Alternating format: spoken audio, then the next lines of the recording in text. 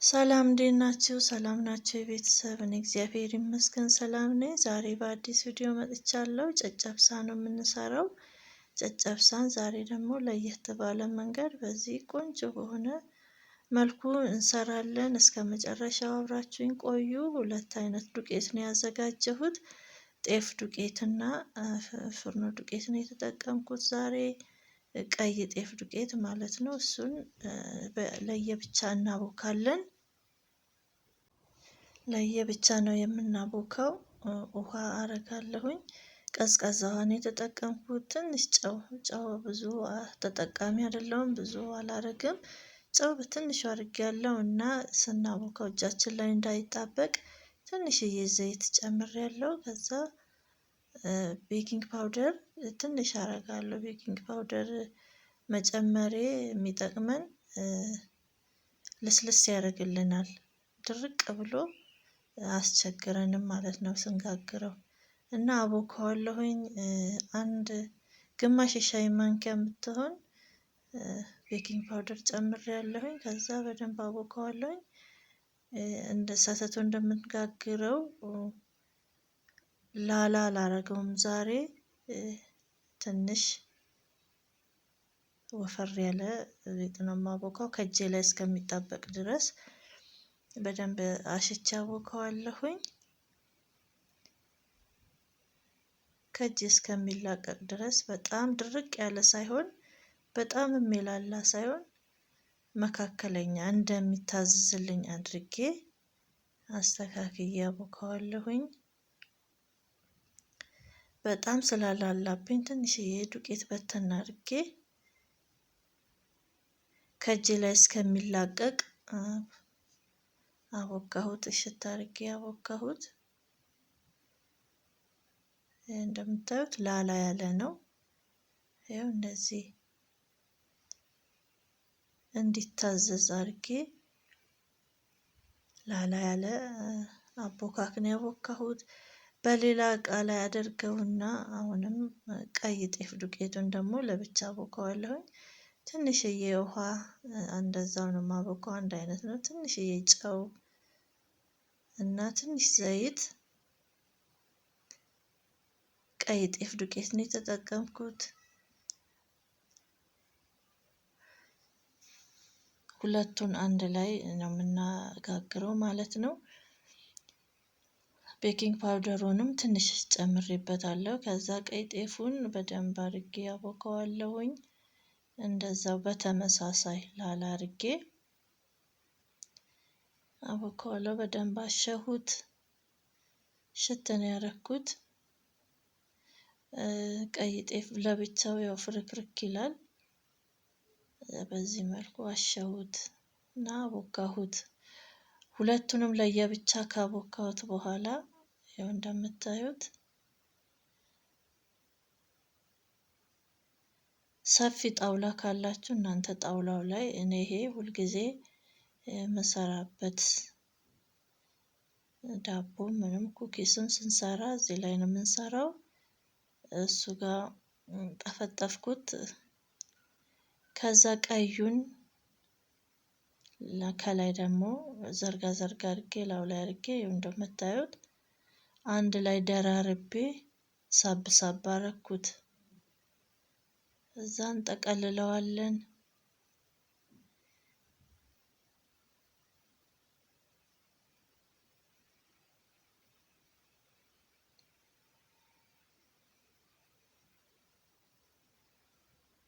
ቆርጠዋለሁ። እንዲህ እንደምታዩት በቢላው ከጠቀለልኩት በኋላ አቦካኩን ቆንጆ ነው፣ እንደ ልባችን ይታዘዝልናል። የቆረጥኳትን ያው እንደዚህ ዘርጋ ዘርጋ አድርግና የምንጋግርበት መጥበሻም ሆነ ምጣድም ሆነ ያለን የምንጋግርበት ላይ አግለን ዘይት ቀብተን እንጋግረዋለን ማለት ነው። እንደዚህ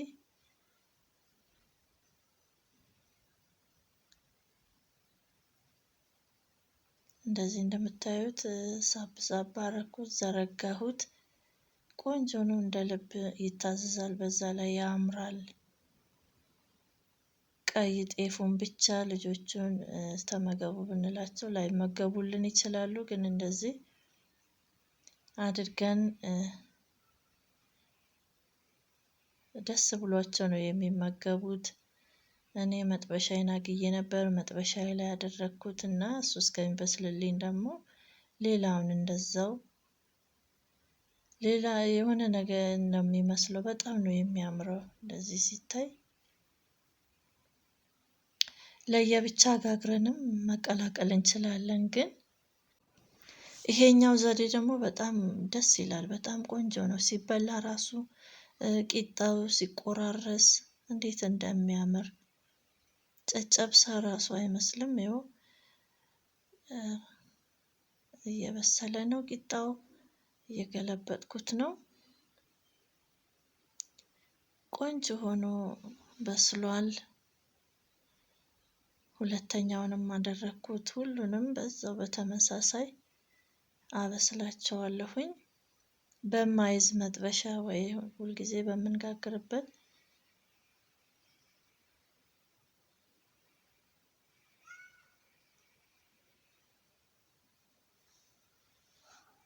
ቀስ እያልን አብስለን አድርገን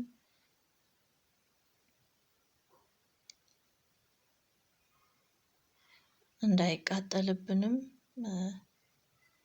በኋላ ስንቆራርሰው ጥቁር ጥቁር እንዳይሆን ሲቃጠል።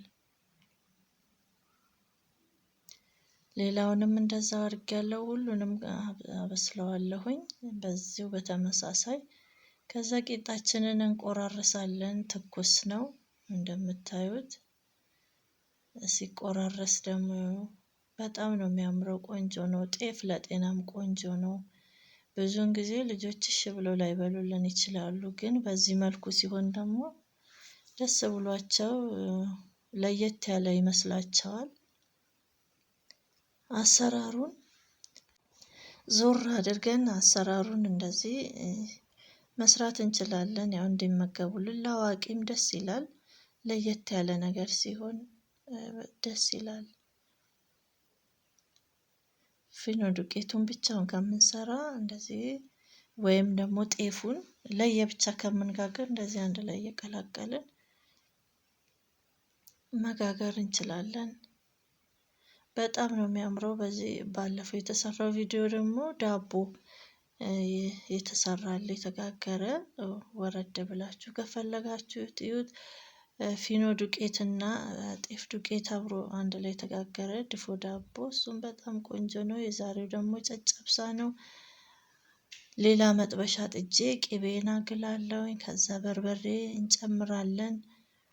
የሰባበርነውን ቂጣ እዚህ ላይ ደግሞ ሞቅ ሞቅ አድርገን ቅቤው ወደ ውስጥ ዘልቆ እንዲገባ ቂጣ ውስጥ ገልበጥ ገልበጥ እናደርገዋለን መጥበሻ ላይ።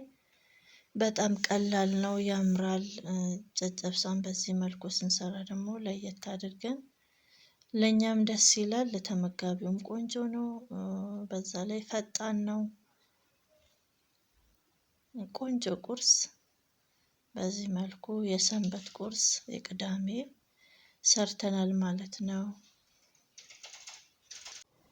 እናንተም ትወዱታላችሁ። በጣም ቆንጆ ነው። ቤተሰብ ስናቀርበውም ደስ ይላል። እናንተም እንደምትወዱት ተስፋ አደርጋለሁኝ። በተለይ ለልጆች ለምሳቀም በቂቤ ሳይሆን በወይራ ዘይት የተሰራ እንደዚህ ቆንጆ ለምሳቀም ይሆናል። ለልጆች በቂቤ የምችም ሊያማታቸው ይችላል፣ ሲቀዘቅዝም ላይበላላቸው ይችላል። ግን በወይራ ዘይት ተሰርቶ እንደዚህ ቆንጆ ለልጆችም ለምሳቃ ማድረግ ይቻላል። ለቁርስ ይሆናል፣ ለመክሰስ ይሆናል። በጣም ቆንጆ ነው። ቤተሰብ እንደምትወዱት ተስፋ አድርጋለሁኝ። እስካሁን አብራችሁኝም ስለነበራችሁ ከልብ አመሰግናለሁ። እግዚአብሔር ይስጥልኝ። ደህና ቆዩኝ።